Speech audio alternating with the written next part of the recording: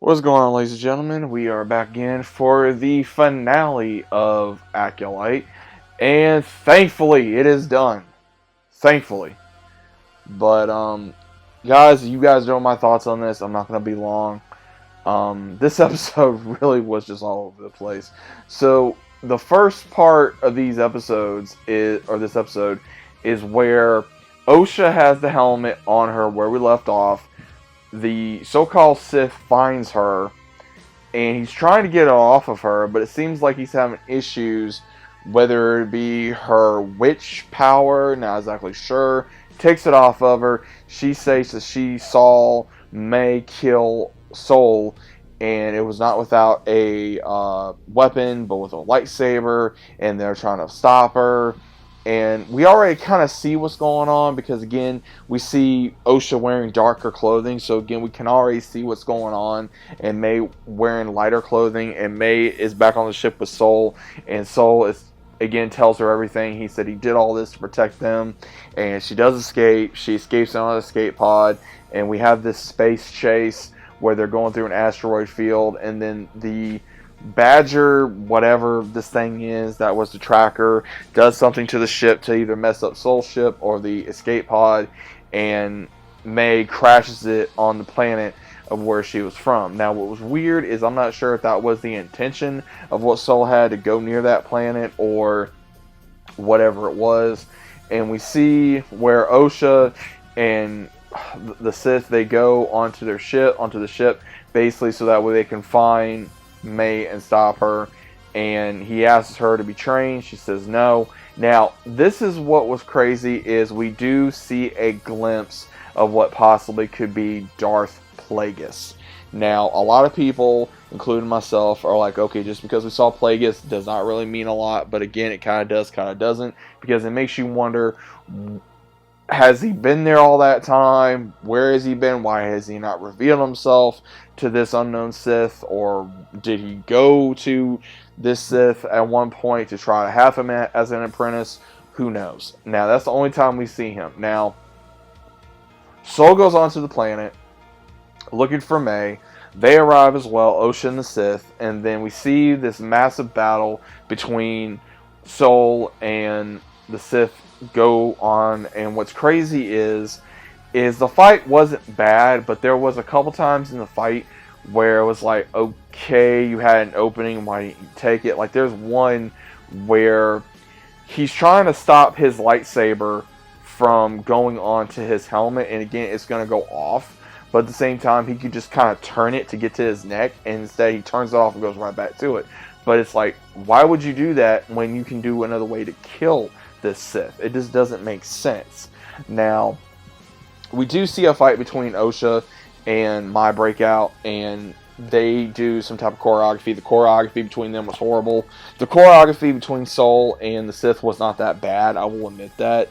And we see where the green crappy paint Jedi lady, she comes and with a bunch of Jedis to go ahead and find out what happened onto the planet. And when everything's said and done, we see where Soul even stops the Sith, and it almost seems like he's either going to hold him or possibly knock him out. But we see where May stops him, and she's wanting him to go to jail and pay for his crimes instead of just killing him. And he does confess what he did. And we see where Osha hears him, and she gets angry, and we see apparently what they changed from legends and, among other things, of bleeding the crystal. Now, that was interesting. I will admit that it wasn't that bad of a little detail of them changing the crystal in the lightsaber to be able to go from blue to red, and then seeing it when she lights it up towards Carmier or whatever his name is, and even where she force chokes Soul to where that's how he dies, even though he says, oh, well, I did it because I love. And then it's like, okay, this is the reason why so many people, again, Soul was a very crazy character, because he became obsessive with the twins, and how he let his feelings get his better judgment. And the main time we saw that was with Anakin. And again, so many people trying to compare him to Qui-Gon Jinn. That is very off balance, man. He is very far from Qui-Gon Jinn. Qui-Gon Jinn was a very balanced person. He wanted the facts before he even assumed Anakin was the chosen one. And then at the same time, he took all the tests. He saw what Anakin was capable of. Then he came to the conclusion. Not automatically seeing all this going, oh, hey, well, they have to be trained. Da, da, da, da. Like, no, he didn't do that crap. And that's what really gets me with a lot of these people is they automatically assume stuff and they don't do the research and they don't rethink on it. Now, Saul does die. The Jedi come there. But before then, the Jedi that we see, she has a conversation with the Senate because the Senate wants to know what's going on with the Jedi. And then she says that she's got it under control. And when she is on the planet, she sees Saul's dead. And we evidently find out later on in the episode that she puts the ploy in of basically blaming it on Saul, that he went nuts, explaining what happened on the planet, and he killed the other Jedi to cover his tracks. And he put the blame on Osha. That's pretty much what happened. And the Senate is wanting to try to believe it, but they're going to make a vote on what they're going to do. Then we see where Osha and Meg leave, and they're trying to go out of a secret passageway. And then they go back to their tree. Khmer finds them, even though he was looking at his master. There was no fight between him and the other Jedi. That was a very big missed opportunity. I feel like it could have been a good fight or a good, like, you know, her going, like, you know, saying his name. He says master or like former master or something. But again, a very big missed opportunity. And then, of course, seeing how Osha and May make up, and how, oh, I'm sorry for the fire, and how I'm sorry for this, and you were right, and how Khmer finds them, and he says, if I can find you, then the Jedi can find you.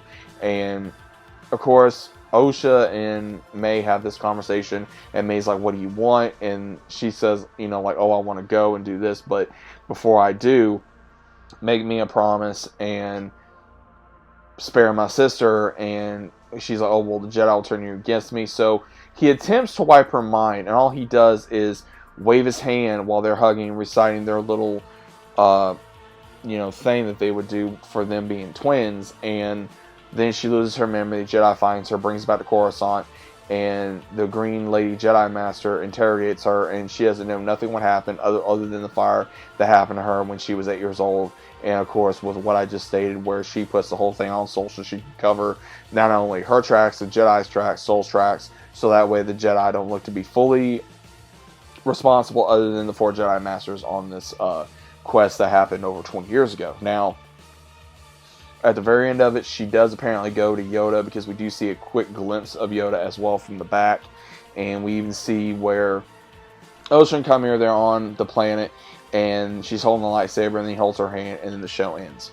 So, I'm going to say this. The writing was all over the place. I felt like there was a lot of missed opportunities where we could have seen more Jedi get lost.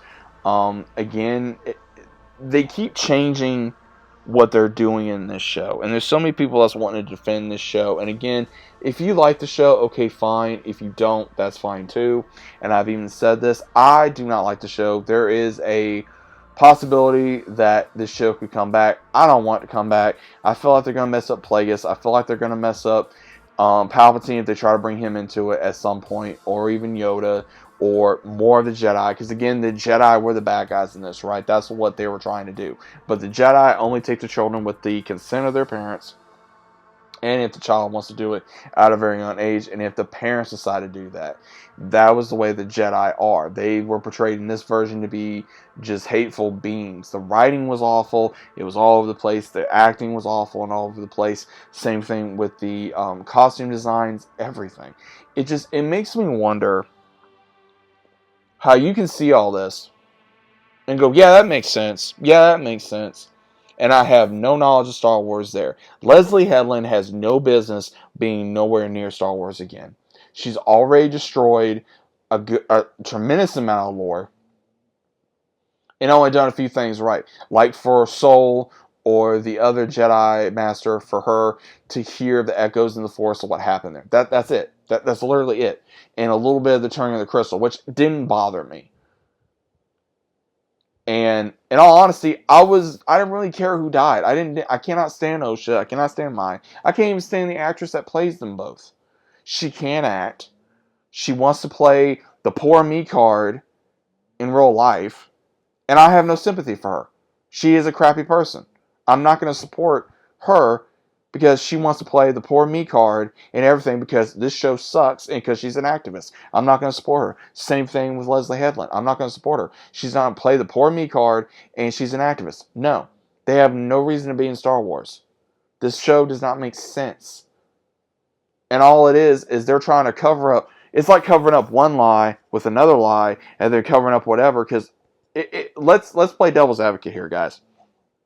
Let's state they get a season 2. Let's just say they get a season 2. Unfortunately, and they're basically contradicting what they did and said in the first season, which they've already done tremendous times already, and going to the season 2. And what gets me is, you already screwed up with one of the Jedi Masters and I was not supposed to be there, and yet, all of a sudden, he's there. Oh, the Jedi High Council don't know nothing. Yoda doesn't know nothing. How does Yoda not know? How does the Jedi High Council not know? Why does only certain Jedi Masters apparently know what's going on? And the Senate knows more what's going on than the actual freaking Jedi High Council. Explain that to me. Because you can't. How can you explain this horrible writing? How can you explain this? I don't understand. I can't fathom it. Again, do not get people that do not understand the lore, that don't understand the characters, that don't understand how Star Wars operates, and going to put your own identity politics in something nobody wants to see. Why is it low? Because nobody cares. The only thing you're getting is from fans like myself that are telling the truth about this series on how bad it is. Guys, my wife is a Star Wars fan. She don't even like this. And I got her into it. And she was looking at me like, okay, I'm not the biggest Star Wars fan like you are, but what were they thinking doing this? They wasted $180 million. For what? For what? To have a yay me card for the 5-10% that actually care about this show. No. No. Again, guys, like I said before in my last Star Wars video, I said on can Star Wars be saved? Again, that is still up for debate. And right now, it's the fans that are going to keep this alive. It's not going to be up to the producers. It's not going to be up to the writers. It's not going to be up to, hell, the actors at this point, with some of the way the actors are being, and then even Disney and Lucasfilm. So right now, it's in the fans' hands. I'm just going to leave it at that. But what do you guys think about this episode? Was it worth it? Is it not? Are you glad it's over? Are you hoping for a season 2? Are you not hoping for a season 2? What are your thoughts on it? Let me know down in the comments, and I'll see you as always on the next one.